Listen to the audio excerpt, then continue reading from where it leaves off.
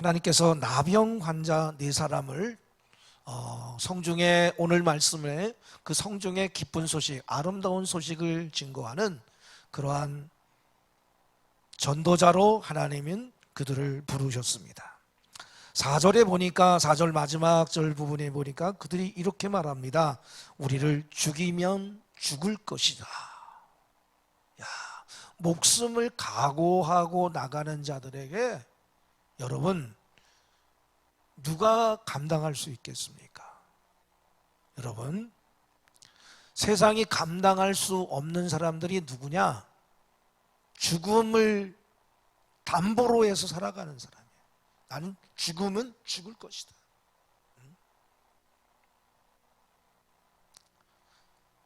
다니엘의 세 친구처럼 풀무불 속에서 하나님이 우리를 건져주지 않는다 할지라도 우리는 우상 앞에 절할 수 없다. 다니엘도 하나님 앞에 기도하는 것 쉬는 죄를 내가 범하지 않겠다. 멈출 수 없다. 하루에 3번씩 예루살렘을 향해서 창문을 열고 기도하는 거 내가 멈출 수 없다. 사자굴 속에 들어가서 내가 사자의 밥이 돼도 나는 결코 그 길을 멈출 수 없다. 여러분들이 이런 예배에 목숨을 한번 거르기를 주의 이름으로 간절히 축원합니다. 우리는 힘들면 못해, 바쁘면 못해, 어려우면 못한다고 얘기합니다. 그게 우리의 입에 늘 담아 있어요. 그리고 그게 우리의 습관에 어느덧 습관화가 됐어. 교회 왜 못 오셨어요? 그러면 바쁘니까, 힘드니까. 그럼 나와 앉아 계신 분들은 바쁜 분이 없나 봐요. 시간이 그냥 남아 돌아서 여러분 오셨어요? 아니잖아. 여러분들도 시간을 쪼개는 거야. 그렇기 때문에 이 시간이 나온 것처럼 이 자리에 안 계신 분들도 이 영상을 예배를 드린다면 여러분들이 그러한 마음을 갖게 해달라고. 내게 그런 마음을 바쁘니까 힘드니까 예배를 못 드린다고 그런 마음을 포기하고 이제는 바쁘니까 기도할 수 있는 능력을 달라고, 힘드니까 예배 드릴 수 있는 믿음 달라고 여러분들의 기도의 내용을 바꾸기를 주의 이름으로 간절히 축원합니다. 그럴 때 하나님께서는 그 사람을 사용하시는 거예요. 이 나병 환자 4사람을 부르셨죠. 그들이 가서 그 아람 군대의 진영에 가니까 이 아람 군대가 도망을 해가지고 장막과 말과 나귀를 버리고 갔어요. 그러니까 먹을 것이 지천에 쌓였어. 은금이 막 굴러다녀. 야, 그래가지고 거기서가 막 주순 거야. 여러분 도토리 나무에 가가지고 도토리 하나 둘 줍는 게 아니라 그냥 막 움켜져 있으면 얼마나 신나요, 그죠? 밤을 주워보세요. 밤. 강원도는 뭐 밤이 없는 것 같은데, 야, 밤 주술 때 그거 얼마나 신나요, 그죠? 예, 그거 밤 까면서 가시 찔리면서도 흐는 것처럼 이 4명의 나병 환자는 이 아람 군대의 그 진영에 가가지고 있는 그 음식을 그냥 막 정신없이 먹었을 거야. 일단 배를 골았기 때문에. 예? 그리고 은과 금과 의복을 가지고 감추었어. 그리고 나서 그들이 생각하기를 이 아름다운 소식, 우리만 배불리 먹어서 되겠느냐? 지금 성 안에는 이 아람 군대가 그동안에 애워싸고 있었기 때문에 포위하고 있었기 때문에 저들은 정말 굶어 죽고 가서 오늘은 내 아이를 먹고 다음 날은 네 아이를 먹는 그런 아주 비참한 그런 성 안에 그러한 일들이 일어나고 있는데 우리가 이 소식을 전하지 않을 수 없다. 그래서 그들이 뭐라고 말합니까? 9절 우리 다시 한번 읽어봐요. 9절 시작. 나병 환자들이 그 친구에게 서로 말하되 우리가 이렇게 해서는 아니 되겠도다. 오늘은 아름다운 소식이 있는 날이거늘 우리가 침묵하고 있도다. 만일 밝은 아침까지 기다리면 벌이 우리에게 미칠지니 이제 떠나 왕궁에 가서 알리자 하고. 그러니까 이 4명의 나병 환자들은 자기들 욕심만 채우고 있는 것이 부끄러워졌어요. 거기다가 혹 나중에라도 이 사실을 알고도 전하지 않은 것이 드러나면 처벌을 받게 될 것이라고 하는 생각이 미치자 가만히 있을 수가 없었어요. 그래서 그들은 이 사실을 알리기 위해서 급히 성으로 돌아가기 시작했어요. 상황은 다르지만 나병 환자들이 복된 소식을 전하기 위해 성으로 급히 돌아간 것은 우리에게 중요한 메시지 몇 가지를 주고 있는데 3가지를 오늘 나누고자 합니다. 첫째는 우리는 땅끝까지 복음을 전할 사명을 받은 자들이에요. 제자들을 부르셔서 너희로 하여금 사람 낚는 어부가 되게 하리라고 말씀하셨고, 사도행전 1장 8절 말씀에 오직 성령이 너희에게 임하시면 너희가 권능을 받고 예루살렘과 온 유대와 사마리아와 땅끝까지 이르러 내 증인이 될 것이라고 주님은 우리에게 말씀하셨어요. 그러니까 우리끼리만 이 좋은 복음을 즐기며 머물러서는 안 된다는 거예요. 그래서 우리가 11월 21일 추수감사절이기도 하지만 전도 초청주일로 정했어요. 정신을 차리고 이 아름다운 소식을 간절히 필요로 하고 있는 열방의 잃어버린 영혼들을 생각해야 돼요. 아직도 이 복음을 모르는 사람들, 그런 사람들이 얼마나 많이 있어요? 이 봉평 땅에도, 여러분의 가정에도 있잖아요. 이 기쁜 소식을 누가 전해야겠어요? 먼저 믿은 저와 여러분들이 전해야 돼요. 먼저 복음을 접한 자들로서 미안한 마음을 가지고 한시라도 빨리 복음을 들고 그들에게 달려가야 돼요. 전도의 열정.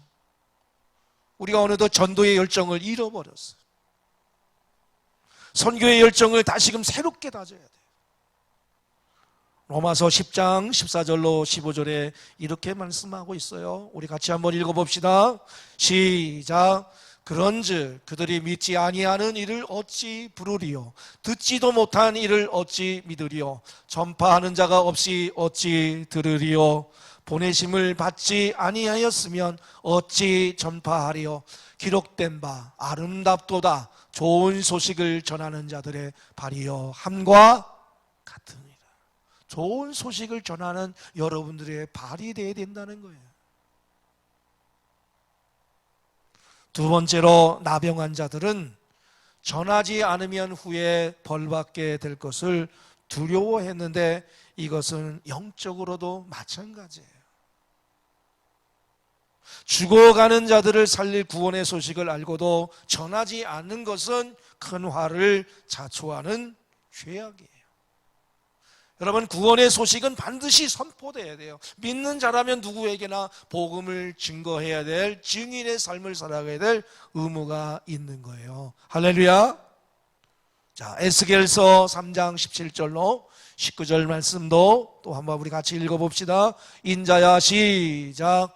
인자야, 내가 너를 이스라엘 족속의 파수꾼으로 세웠으니 너는 내 입의 말을 듣고 나를 대신하여 그들을 깨우치라. 가령 내가 악인에게 말하기를 너는 꼭 죽으리라 할 때에 네가 깨우치지 아니하거나 말로 악인에게 일러서 그의 악한 길을 떠나 생명을 구원하기 하지 아니하면 그 악인은 그의 죄악 중에서 죽으려니와 내가 그의 핏값을 네 손에서 찾을 것이고 네가 악인을 깨우치되 그가 그의 악한 마음과 악한 행위에서 돌이키지 아니하면 그는 그의 죄악 중에서 죽으려니와 너는 내 생명을 보존하리라. 아멘. 그러니까 뭐예요? 죽어가고 있는 자를 살릴 수 있는 길이 있다고 한다면 여러분들이 가서 얘기해 줘야 되는 거죠. 여러분이 가만히 있으면 그 죄값을 하나님께서 우리에게서 찾겠다는 거예요. 그 사람이 믿느냐 안 믿느냐, 그 사람이 돌아서느냐 안 돌아서느냐는 여러분의 책임이 아니에요. 그 사람의 책임이지. 그러니까 저와 여러분들은 전하기만 하면 되는 거예요. 예수 믿으라고. 할렐루야. 예수 믿으라고. 예수 믿고 구원받으라고. 할렐루야. 거기까지가 여러분들의 사명이야. 듣고 순종하냐 불순종하냐 하는 것은 들은 그 사람에게 달려있는 거예요. 세 번째로 오늘 본문의 말씀을 통해서 우리가 깨달을 수 있는 것은 나만에게 치료할 수 있다는 소식을 알려준 사람이 누구였어요? 계집여족이었죠. 나만이 문둥병 나병 환자가 되었을 때에 그의 병을 고침받을 수 있다라고 하는 것은 내가 살던 그 예루살렘 이스라엘에 엘리사라고 하는 선지자가 있는데, 주인님이 나만인 그 주인이 그 엘리사를 만나면 병을 나을 텐데 그 소식을 전하잖아요. 계집 아이가 전하는 거야. 노예가 전하는 거야. 아주 천한 그가 전하는 겁니다. 오늘 본문에 나오는 나병 환자 4명이 전한 것처럼 말이죠. 아람군이 물러갔다고 하는 구원의 소식을 사마리아 성에 전해준 것은 천대받던 나병 환자들이었어요. 이렇듯 자주 하나님께서는 약하고 천대받고 버림받은 사람들을 통해 구원의 역사를 알리셔요. 예수님이 이 땅에 오신다고 하는 그 베들레헴의 그 별들을 가장 먼저 본 사람 누구예요? 목동들이었잖아요. 목동들. 쟁쟁한 당시의 제사장들, 서기관들, 바리새인들을 다 제쳐두고 빈들에서 외치는 소리인 세례 요한을 통해서 예수님의 길을 예비하신 하나님이셔요. 그러니까 내 같은 사람이 뭘 할 수 있어요? 그런 얘기를 하면 안 되는 거죠. 한 계집아이 노예 주신 계집아이를 통해서 4명의 나병 환자를 통해서 빈들에서 양을 치는 그 목동들에 의해서 기쁜 소식이 증거된 것처럼 말이죠. 하나님은 항상 우리가 생각지도 못한 놀라운 방법으로 그분의 권능을 드러내셔요. 우리가 아무리 보잘것없는 존재라도 하나님은 놀랍게 사용하실 것을 믿기를 주의 이름으로 간절히 축원합니다. 아멘. 나는 연약하지만 위에 계신 분은 위대하신 분이에요. 전지전능하신 분이고 창조주 하나님이시오. 그 하나님이 나와 함께 하신데 어떤 때? 복음을 증거할 때. 마태복음 28장 20절 다 찾아보세요. 하나님은 어떤 사람과 함께 하는가? 마태복음 신약성경 첫 번째죠.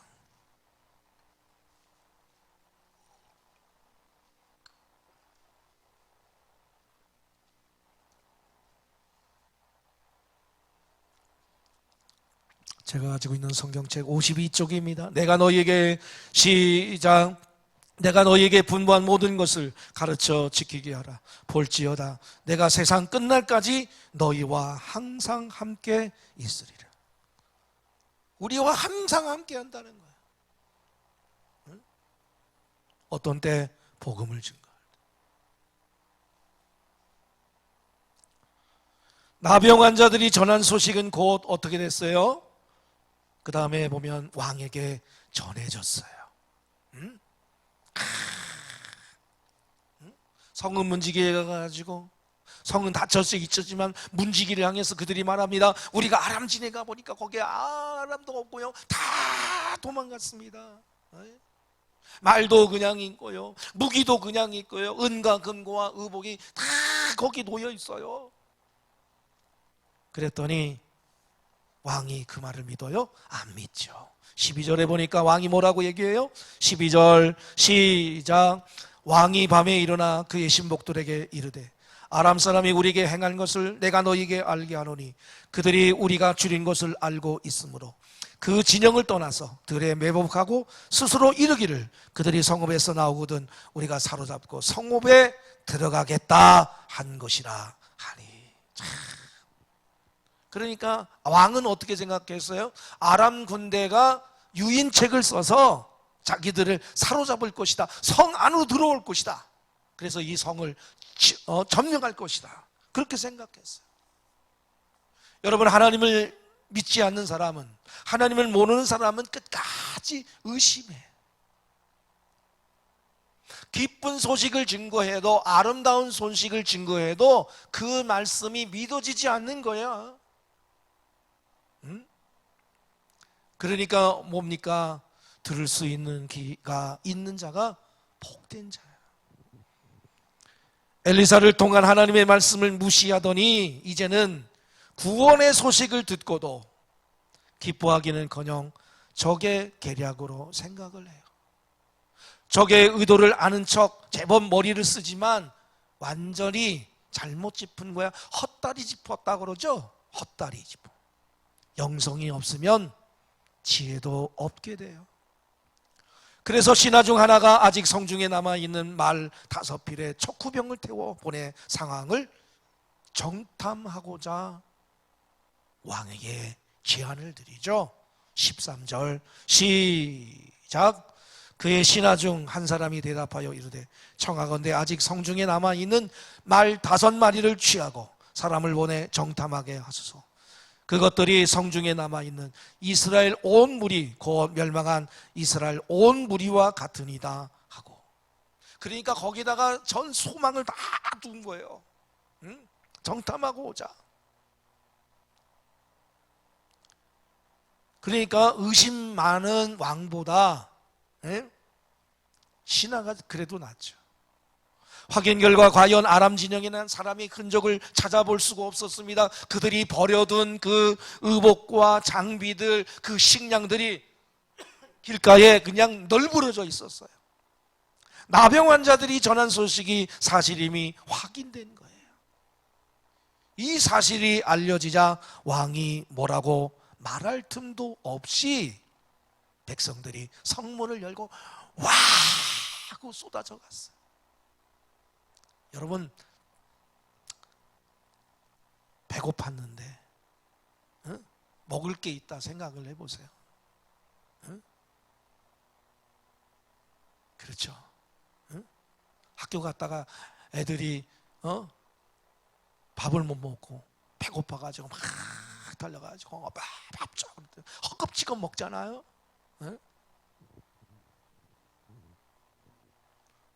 원래 아람 군대는 장기 포위전으로 나올 계획을 갖고 군량미를 풍성하게 가져갔어요. 그래서 버리고 간 식량이 엄청나게 많았습니다. 성경은 이제 곡식이 평상시와 같은 가격으로 유통되었다고 기록하고 있습니다. 자, 이 말씀은 뭐예요? 엘리사가 예언했던 그 말씀이 그대로 이루어지는 거야. 엘리사의 말씀이, 예언의 말씀이 어디 있습니까? 7장 1절 같이 읽겠습니다. 7장 1절 시작. 엘리사가 이르되 여호와의 말씀을 들을지어다. 여호와께서 이르시되 내일 이맘때에 사마리아 성문에서 고운 밀가루 한 스아를 한 세겔로 매매하고 보리 2스아를 한 세겔로 매매하리라 하셨느니라. 야, 지난주에도 말씀을 드렸습니다만은 그들이 먹을 것이 없어가지고 서로의 그 자녀들을 잡아먹는 아주 그렇게 끔찍한 일이 벌어지고 있는데, 이 엘리사가 이러한 예언의 말씀을 전하게 됐을 때 이게 믿어지기가 쉬운 일이 아니죠. 하나님은 이렇게 아람 군대가 가져왔던 그 식량을 두고 다 도망가는 바람에 이루어지는 거예요. 그 내용이 어디에 없나니까 16절에 나와요. 시작. 백성들이 나가서 아람 사람의 진영을 노략한지라. 이에 고운 밀가루 한 스아에 한 세겔이 되고 보리 2스아가 한 세겔이 되니 여호와의 말씀과 같이 되었고. 할렐루야. 하나님의 말씀과 같이 되었다. 하나님의 말씀과 같이. 그래서 우리는 하나님이 말씀하시면 우리에게 필요한 건 뭐예요? 믿음으로 고백하는 거예요. 믿음으로. 믿음이 없이는 하나님을 기쁘시게 할 수 없다고 히브리서 11장 6절에 말씀하셨던 말이죠. 아람 군사들이 버리고 간 양식은 굶주린 이스라엘 백성들의 오래된 허기를 채우고도 남을 만큼 엄청나게 많았다는 거예요. 평상시에 그 가격으로 돌아왔다는 얘기는 성 안에는 먹을 것이 없었는데 그 성 밖에는 아람 군대가 가져왔던 그 군량미가 지천으로 쌓였어. 하나님은 아람 군대를 도망하게 하셨을 뿐만 아니라 그들이 버리고 간 식량으로 굶어 죽어가는 식량들을 백성들을 놀랍게 살리셨어. 그들이 얼마나 다급했으면 그 식량을 두고 갔겠냐고 말이에요. 그런데 그것이 다 하나님의 역사예요. 이 모든 것이 엘리사를 통해서 예언하신 말씀이 그대로 이루어진 거잖아요. 1절에 하신 말씀이 16절에 다 15절 16절에 다 이루어졌어. 그러니까 우리는 어떠한 절망 속에서도 하나님의 소망의 말씀을 붙잡아야 돼요. 할렐루야. 요한복음 14장 1절에 너희는 마음에 근심하지 말라. 하나님을 믿으니 또 나를 믿으라. 할렐루야. 그러니까 1절의 말씀은 그 예언의 말씀을 들었을 때는 아직도 긴가민가 거기에 무슨 뚱땅지 같은 소리냐 믿어지지 않았을 거예요. 그런데 하나님은 역사하시잖아요. 하나님의 말씀이 이루어지잖아요. 구원의 예언뿐만 아니라 심판의 예언도 그대로 이루어졌어요. 오늘 본문에 보니까 구원이 있으리라고 하는 하나님의 말씀을 비웃었죠. 누가 비웃었습니까? 왕의 장관이 비웃었어요. 2절에 보니까 나오죠. 2절 다시 한번 읽어봐요. 시작. 그때의 왕이 같이 읽어요. 시작.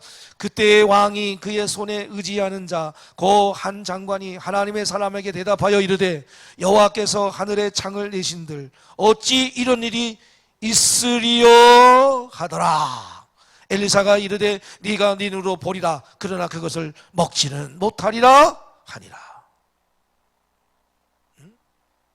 왕은 그 장관에게 성문을 지키는 임무를 맡겼는데 홍수처럼 밀치고 나오는 성 안에서 홍수처럼 밀치고 나온 백성들에게 발표 죽고 말아요. 굶어 죽게 된 백성들에게 구원이 임한 그날이 그에게는 죽음의 날이 되었어. 안타깝게도. 왜?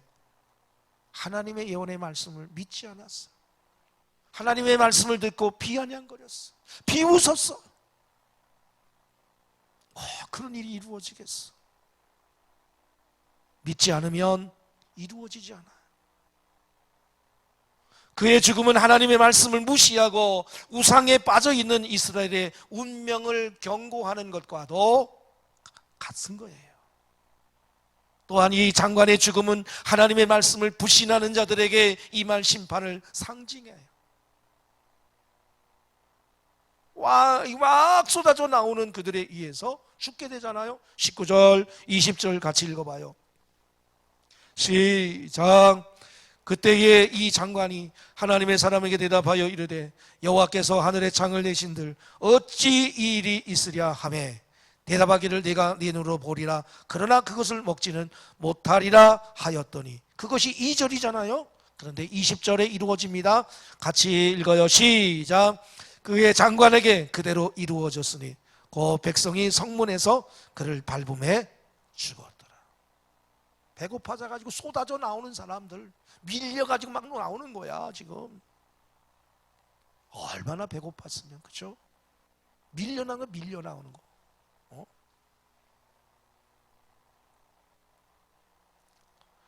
이 약속을, 하나님의 약속을 믿음으로 반응하지 않으면 이런 일들이 나. 어떤 이유로든 여러분의 말씀을 거부하거나 우습게 여기는 자들은 반드시 심판을 받게 돼 있어요. 요한복음 3장 36절 우리 같이 읽어보겠습니다. 아들을 시작. 아들을 믿는 자에게는 영생이 있고 아들에게 순종하지 아니하는 자는 영생을 보지 못하고 도리어 하나님의 진노가 그 위에 머물러 있느니라. 믿는 자, 믿는 자는 순종하는 자고 믿지 아니하는 자는 불순종하는 거예요. 믿는 자에게는 영생이 있고 믿지 않는 자들에게는 하나님의 진노가 임하게 되는 거예요.